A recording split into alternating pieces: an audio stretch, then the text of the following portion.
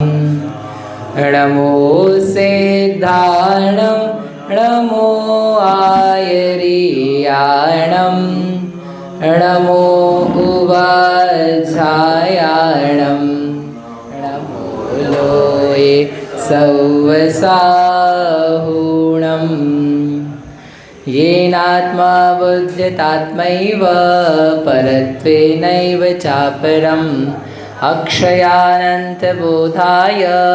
तस्मै सिद्धात्मने नमः। श्री समाधि तंत्र ग्रंथ है पूज्यपाद स्वामी द्वारा रचित। इसमें मंगलाचरण में परम शुद्ध श्री सिद्ध भगवान को नमस्कार किया है। कैसे हैं सिद्ध? जो आत्मा को आत्मा जानते हैं, पर को पर जानते हैं। और जानते हैं ये नहीं लिखा है उन्होंने लिखा है जान लिया था। अबुध्यत अर्थात पहले ही जान लिया था। अभी जान रहे हैं तो वर्तमान काल की क्रिया का प्रयोग करेंगे, लेकिन जो क्रिया का प्रयोग किया वो अबुध्यत, इन्होंने पहले ही जान लिया था। शुद्ध होने पर तो सब शुद्ध हो ही जाते हैं। अशुद्ध होने पर जो शुद्धता का प्रयास है वो बताया। जो पहले शुद्ध नहीं थे, पहले सिद्ध नहीं थे, तो उस सिद्ध दशा के नहीं होने पर क्या किया जा रहा था वो यहाँ पर पहली पंक्ति में बताया था। और फिर जो प्राप्त हुआ अक्षय अनंत बोध वो उसका फल रहा। तो जो आत्मा है वो आत्मा का स्वरूप क्या है? एक प्रकार से आचार्य देव ने यहाँ पर दिखाया कि जो आत्मा है ये पर पदार्थ शरीर तो उससे भिन्न है ही, लेकिन जो उसमें होने वाली भाव है मनुष्य पर्याय है, वो मनुष्य पर्याय भी आत्मा नहीं है। क्योंकि मनुष्यता के जो परिणाम हैं वे स्वाभाविक नहीं है, वे कर्म जनित हैं, कर्म के उदय के अनुसार होते हैं। वह नित्य नहीं है, दुखद हैं, दुख रूप हैं। जितने मनुष्यता के परिणाम हैं उनसे कोई आनंद नहीं आ रहा है। भले वो लोक में आनंद का दिख रहा हो, दुख के भाव तो दुख के दिखते हैं, लेकिन आनंद के भाव जो दिख रहे हैं वे भी दुख के ही भाव हैं। घर में पुत्र पुत्री उत्पन्न हुआ तो कैसा लगेगा मनुष्य को? सुख, अच्छा प्रसंग आया, मिठाई बांटेंगे। वो होने के बावजूद भी उसमें जो मोह हुआ है तो उससे पैदा क्या हुआ है? दुख ही पैदा हुआ है। अब वो जो उसकी संबंधित चिंताएं हैं वो चिंताएं उसको सुखी नहीं बना रही है। तो मनुष्यता के नाते से तो देखोगे तो कुछ चीज़ें सुख की है, कुछ चीज़ें दुख की है। और आत्मा के नाते से देखेंगे तो वो जितनी चीज़ें हैं वो सब दुखी है। आत्मा में कोई चीज़ ऐसी हो जो आत्मा के दुख के लिए हो तो उससे फिर आत्मा की बोलना ठीक है कि दूसरे की बोलना ठीक है? ठीक है, ये लॉजिक है बेसिकली। जो तर्क है ना उनका आत्मा में है कि आत्मा से बाहर है वो महत्वपूर्ण नहीं है। महत्वपूर्ण ये है कि वो अपने में है और वो सुखद है, हितकारी हो रहा है, आगे बढ़ा रहा है, कल्याणकारी हो रहा है कि उसको दुख में पहुंचा रहा है, वर्तमान में और भविष्य में। वर्तमान में सुख पहुंचा रहा है, भविष्य में सुख पहुंचाएगा कि वो दुख पहुंचा रहा है या पहुंचाएगा। तो मनुष्यता और मनुष्यता के साथ में जो व्यवहार है सारा का सारा वो सब क्या है? दुख का कारण है। इसलिए उन्होंने ये काम किया था कि जीव मनुष्य नहीं है, मैं आत्मा हूँ और मैं आत्मा मनुष्य नहीं हूँ, मनुष्यता के रूप में हूँ। मनुष्यता एक चीज़ लगी है, लेकिन अच्छे शब्दों में कहें तो बीमारी है। राग द्वेष मोह को अपन ने पहले अनेक बार कहा है क्या कि ये बीमारी है, कष्टकारी है। लेकिन जैसे राग द्वेष मोह है वैसे मनुष्यता भी बीमारी है, उसको भी मिटाया जाता है। अरहंत भगवान मनुष्य हैं, अरहंत भगवान मनुष्य हैं। हाँ तो बोलो, क्या नहीं है? अरहंत भगवान मनुष्य हैं, सिद्ध भगवान मनुष्य नहीं है। अरहंत भगवान तो मनुष्य है, उनके मनुष्य गति कर्म चल रहा है, अघातिया कर्म है ना, नाम कर्म का आयु चल रही है। तो मनुष्य हैं अरिहंत भगवान, यद्यपि भगवान है, यद्यपि शुद्ध हैं, फिर भी अभी मनुष्य बाकी है। मतलब एक भगवत्ता हो जाने के बाद में भी कुछ और भी आगे किया, क्योंकि वो भी ठीक नहीं था, तब तो उसको मिटाया है, तब तो ख़त्म हुई है। जैसे राग द्वेष मोह मिटाए तो हमने कहा हो गया हमारा काम, भगवान अरिहंत बन गए, अब तो कुछ नहीं करना है ना, सारी बीमारी मिट गई। नहीं, अभी मिटी नहीं है, अभी बाकी है। क्या बाकी है? मनुष्यता, मनुष्य के जैसे व्यवहार, शरीर का संबंध आदि, तो वो अभी बाकी है। इसका मतलब वो भी क्या है? बीमारी। अगर वो ऐसे ही चले जाते ना सिद्ध रूप में, तो फिर आप कह सकते थे शरीर का संग बुरा नहीं है, मनुष्यता बुरी नहीं है, इट्स ओके, अपन अपने आप को मनुष्य मान सकते हैं। लेकिन ऐसा नहीं हुआ, इसलिए ये बात विचारणीय है कि आत्मा मनुष्य कैसे नहीं है। ठीक है, अपन ने चर्चाएं कर ली, अब आपको विचार करना है। कल ये कहा था हमने, यदि आत्मा मनुष्य नहीं है तो फिर वो है क्या? That's what you should be thinking, कि वो आत्मा जो हम मान रहे हैं, मोटा मोटी तो हम घर परिवार के साथ में अपने आप को मान रहे हैं। थोड़ा पास में आओ तो बस ये मैं हूँ, और आए तो जो मैं समझ रहा हूँ, जो राग द्वेष मोह है वो मैं हूँ। थोड़ा और आओ तो राग द्वेष मोह तो अलग है, वो तो नष्ट होते हैं, मैं मनुष्य आत्मा हूँ। अब कह रहे मनुष्य आत्मा भी नहीं है, आत्मा अकेला है, तो आत्मा ऐसा अकेला वो बचा क्या? इस आत्मा में और क्या चीज़ बची जो इसका अस्तित्व रहने दे? सब तो आपने खाली कर दिया। ये हमारे पैसे ले लिए, पत्नी ले ली, बच्चे ले लिए, घर भी निकाल दिया बाहर, मतलब अपन घर से बाहर निकल गए तो सब तो निकाल दिया, बचा क्या? शरीर भी आपने निकाल दिया, शरीर को भी पराया कह दिया। तो अब अकेली आत्मा बच रही थी, अच्छी खासी खाती पीती मज़े करती, उसके मज़े भी बाहर निकाल दिए। बोलचाल, मित्रता, फ्रेंडशिप के भाव वो भी सब निकाल दिए। अब बचा क्या? फिर खाली हो गया, पूरा ही खाली हो गया।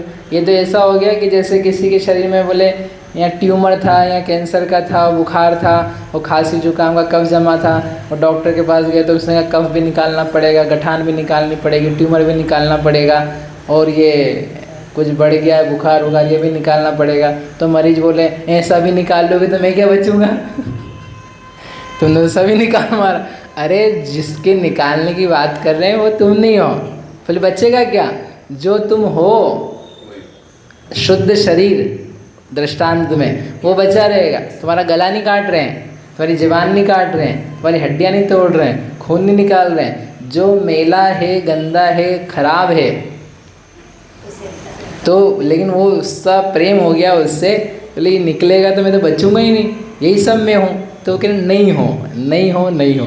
अब ये इसी को लेकर के जो मंगलाचरण है ना, यही आगे के पूरे ग्रंथ में चलेगा। तो अपन अब आगे चलते हैं कि उन्होंने किया, जिनको नमस्कार कर रहे हो उन्होंने क्या किया था, अब कैसे किया जाए, क्या विचार किए जाए, वो इस ग्रंथ का विषय है। तो मंगलाचरण में उन्होंने नींव रखी है कि आत्मा को आत्मा मानना, पर को पर मानना, ये हमारे ग्रंथ का उद्देश्य है कि हम ये मानने लग जाएं। मंगलाचरण उस बात का इशारा कर रहा है। समाधि तंत्र है ना, समाधि यानी समता, तो समता का तंत्र, समता का शास्त्र, कि वो समता होगी कैसे उस व्यक्ति को, क्योंकि ऐसे बोले समता रखा करो। अब समता रखा करो कोई चीज़ थोड़ी ना, ये लड्डू रखा है खा लो, समता रखी खा लो, हो गई समता। वो होगी कैसे? कुछ प्रोसेस है, कुछ टूल्स हैं, विचार हैं, धारणाएं हैं, ज्ञान है, तो उसको बताने के लिए शास्त्र है। और उसका प्रमाण उन्होंने ये दिया कि इन सिद्ध भगवान की आप पूजा कर रहे हो, ये इन्होंने ऐसा किया था, ये इन्होंने ऐसा सोचा था। अब सोचो आप करोगे तो आपको महिमा आएगी कि हम जिसको करने में कठिनाई आ रही है, हमको हम समझ नहीं पा रहे हैं, वो उन्होंने दिन रात किया, वो उन्होंने 24 घंटों किया, वो उन्होंने सालों तक किया। और मुनिराज थे ऋषभदेव, तो ऋषभदेव मुनिराज ने कितने साल तक तपस्या करी है? कितने साल तपस्या करी? श्रद्धा 1000 साल तक, वो तो लास्ट में है ना, 1000 साल। 1000 साल की तपस्या में क्या करना पड़ता है? 1000 तपस्या साल किए तो क्या किया होगा उन्होंने? कुछ नहीं, एक उपवास किया होगा, फिर घूमे होंगे, फिर विहार किया, फिर उपदेश दिया, वैसा कुछ किया होगा। बैठे होंगे एकाकी बैठे, तो करा क्या होगा? ध्यान भग नमोकार की जापे करी होगी 1000 साल। नमो रियंताणम सिद्धाणम आयर्याणम अवध्यायणम नमो लो सब वसा, ये पढ़ा होगा रोज। सोचो क्या करा होगा। महावीर स्वामी ने 12 साल तक यदि तपस्या करी तो उन्होंने क्या किया होगा?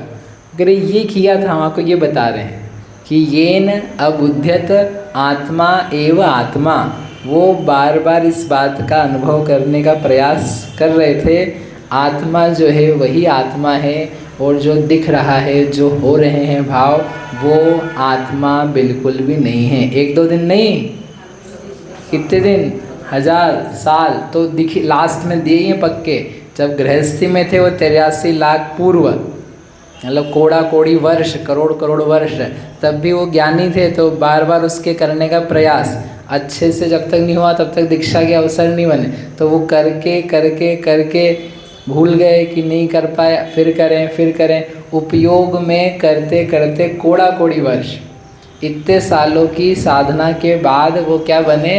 मुनि, मुनि के बाद में अरिहंत, अरिहंत के बाद में सिद्ध।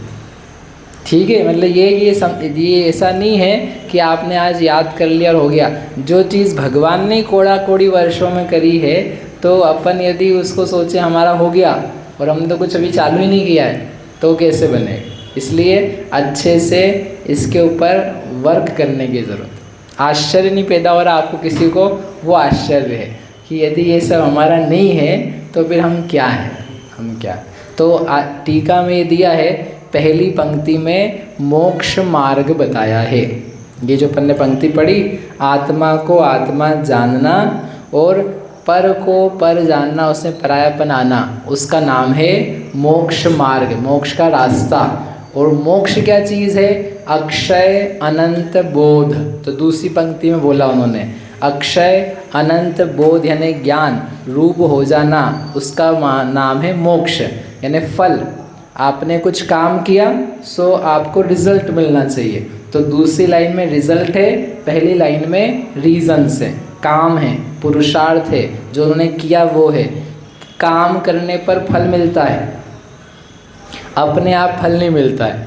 जो भी फल होगा, भले एक इंद्रिय को मिले, चाहे 2 इंद्रिय को, चाहे मनुष्य को मिले, काम जो किया है उसका फल मिलता है।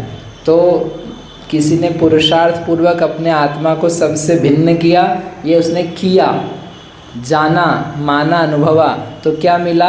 अक्षय अनंत बोध, ये मिला। तो दिस इज़ द रिजल्ट, ये मोक्ष है। तो एक श्लोक में क्या बता दिया उन्होंने? मोक्ष मार्ग प्लस मोक्ष। क्या बढ़िया है कि नहीं? अच्छी बात। मोक्ष मार्ग भी बता दिया और मोक्ष भी बता दिया। रास्ता क्या है और मंजिल क्या है? रास्ता मोक्ष मार्ग है और मंजिल, जिस रास्ते पे चल के जो मिलता है उसका नाम मंजिल है। मंजिल क्या है? मोक्ष। अक्षय अनंत बोध। अब अक्षय अनंत क्या है? जिसका क्षय नहीं होता है, नाश नहीं होता है, उससे कहते हैं अक्षय। ऐसा ज्ञान पैदा हुआ जिसका कभी भी नाश नहीं होगा। तो हमको भी ज्ञान है, हमारा भी नाश नहीं होता है। आपको अक्षय ज्ञान है कि नहीं? बोलो हाँ। नहीं। अरे अभी हमने पूछा 2 मिनट पहले, जो आप बताया वही पूछे, बताओ 2 लाइन में क्या बताया है? तो वो ज्ञान अभी तो मैंने सुनते सुनते सुना, ये तो आपको याद है ना कि मैंने सुना है। बोलो क्या बोला था? तो मालूम पड़ा गोल हो गया। तो अक्षय कहाँ? इतने समय तो क्षय हो गया, इतने समय चला गया बहुत शीघ्रता के साथ में। चलो तो सुनने का है। अभी आप सबने अभिषेक देखा, करा, तो एक एक ने एक एक क्रम से किया। आपने देखा भी होगा, इन्होंने किया, फिर उन्होंने किया, फिर उन्होंने किया। चलो बताओ आज किसने किस क्रम से किया था? बताओ। देखा था आपने, दृश्य था, ये तो विजुअल्स थे। बताओ। अब वो हम भूल गए, हमें काम का भी नहीं था, ठीक है, याद नहीं। लेकिन क्षय ऐसे तो बहुत सारी है, तो अक्षय नहीं है, लेकिन हे भगवान, आपको जो ज्ञान हुआ है, सिद्ध परमात्मा, आपका जो ज्ञान उत्पन्न हुआ है, अब वो बना रहता है, उसका नाश नहीं होता है। ऐसे अक्षय ज्ञान के स्वामी हुए। और कितना ज्ञान हुआ? अनंत। अक्षयानंत लिखा है, अनंत, अनंत ज्ञान हुआ है। अनंत ज्ञान यानी जिसका अंत नहीं आता एक, और जो एबंडेंस में है, बहुत सारा है। कितना सारा कि उससे बढ़कर के कोई ज्ञान होता ही नहीं है। सारे जगत के जितने पदार्थ हैं, भूत वर्तमान भविष्य संबंधी उनकी दशाएं हैं, उन सबको वो जानते हैं। इससे बढ़कर के ज्ञान दुनिया में ना होता है, ना किसी को पाया जा रहा है, और उनको पूर्णता रूप से पाया जा रहा है। उसका नाम है अनंत ज्ञान। अपन सब लोग ज्ञान के पिपासु हैं कि नहीं है? धार्मिक ज्ञान के कि लौकिक ज्ञान के हैं? दोनों ज्ञान के। अपन जो करते रहते हैं वो ज्ञान के लिए। खाने को चाहिए तो क्या है वो? ज्ञान। देखने को चाहिए तो क्या है वो? ज्ञान। सूंघने सुनने के लिए चाहिए तो क्या है? ज्ञान। बच्चे को देखना चाहते हो तो क्या है? ज्ञान। एवरीथिंग इज ज्ञान। आप जो चाहते हो, भोग भी चाहते हो, तो उसके पीछे क्या है? ज्ञान है। तो ज्ञान है लेकिन हमको उपलब्ध नहीं है। तो यदि हमको समझ में ज्ञान ही चाहिए है तो ज्ञान तो इस दशा में मिलता है, अनंत ज्ञान प्राप्त होता है। और उसका रास्ता ये है, तो हम जो उपाय कर रहे हैं ज्ञान के और अक्षय अविनाशी के ज्ञान के लिए, वो सारे उपाय ठीक नहीं हैं, क्योंकि उन उपायों से एक भी व्यक्ति नहीं मिल रहा है अक्षय अनंत ज्ञान वाला। और ये जो उपाय इन्होंने किया है, इससे इनका जो ज्ञान है वो क्या हो गया? अक्षय अनंत। इसलिए ये ही उपाय करना ठीक है, बराबर है, दूसरे सब उपाय बेकार है। इस प्रकार से जो सिद्ध भगवान थे हैं, उनको हमने विचार किया। अब आप देखो तो इनका पास्ट आपके साथ में दिखे और प्रेजेंट दिखे। श्लोक में क्या बताया है?